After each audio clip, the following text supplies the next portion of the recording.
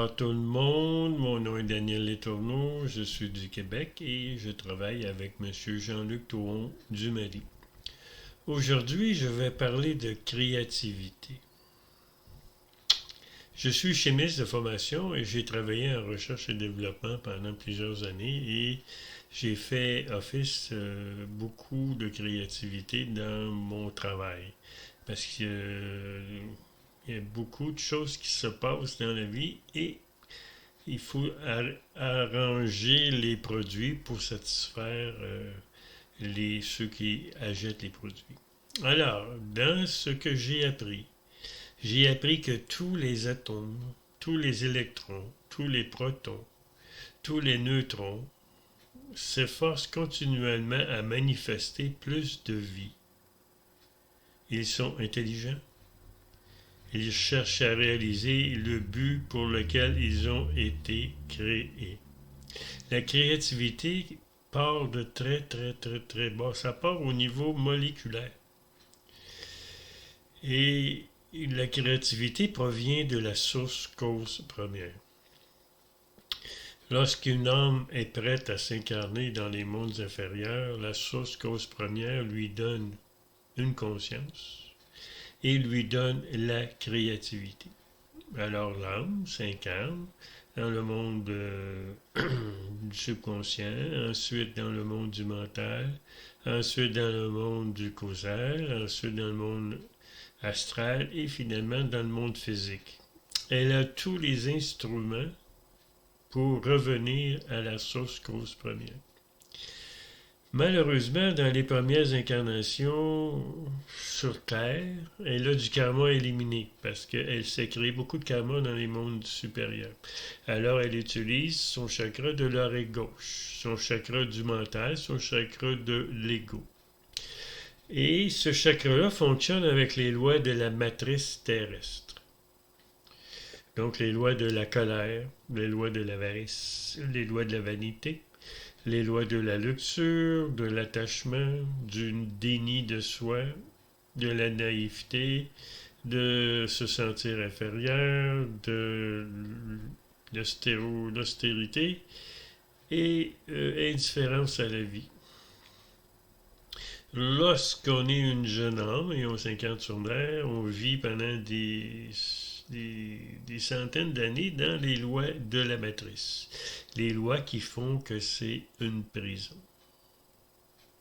On est alors un homme ordinaire. On réagit comme un robot, il nous arrive quelque chose, puis automatiquement, on réagit avec les passions du mental, ce qui se fait qu'on se crée du karma et on ne peut pas se sortir des mondes inférieurs. Les lois de la matrice sont reliées aux lois physiques de nos sens physiques, soit la vue, l'odorat, le goût, le toucher et ce qu'on entend. Il existe d'autres propriétés comme l'intuition et le rire, mais eux ne sont pas physiques. Alors, lorsqu'on atteint un état de conscience plus élevé, on arrête d'utiliser le chakra de notre oreille gauche et on commence à utiliser le chakra de notre oreille droite. À un moment donné, on va complètement arrêter d'utiliser notre chakra de l'oreille gauche et on va s'arrêter de se poser des questions.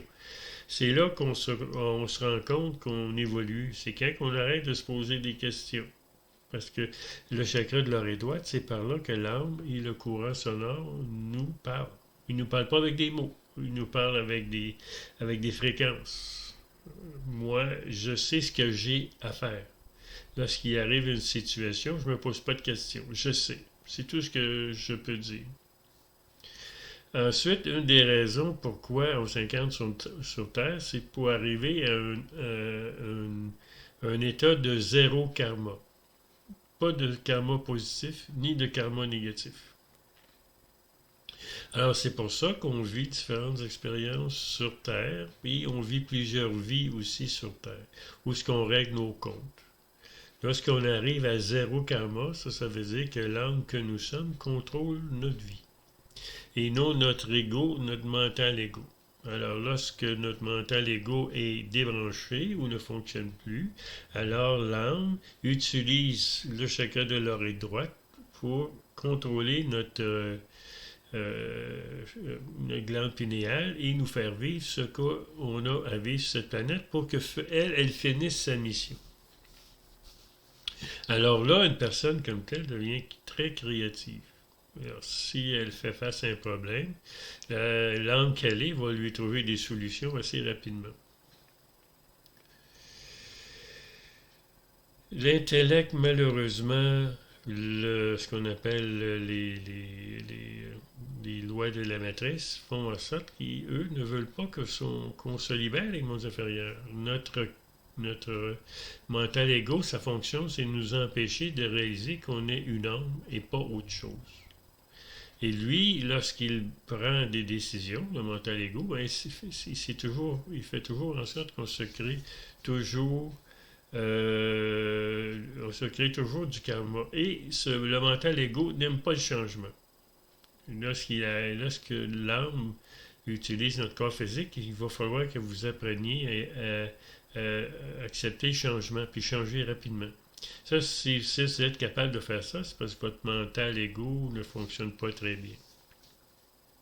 N'oubliez pas aussi que c'est difficile le changement, parce qu'il faut que notre corps subconscient change, il faut que notre corps mental change, il faut que notre corps causal change, il faut que notre corps astral change, il faut que notre corps physique, les molécules de notre corps changent.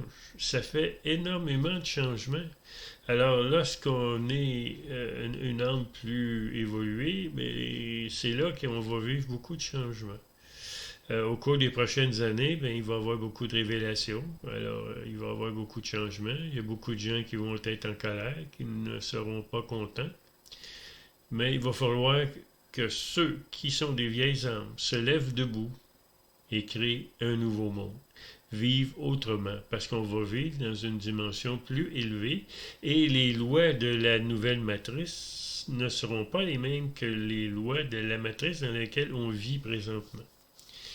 Mais notre conscience sera plus grande, donc on va pouvoir passer au travers. Je vais parler de la créativité dans une autre vidéo, la prochaine. Alors je vous souhaite une très belle journée. Et vous venez d'écouter la 119e épisode de l'école du Vortex doré. À la prochaine.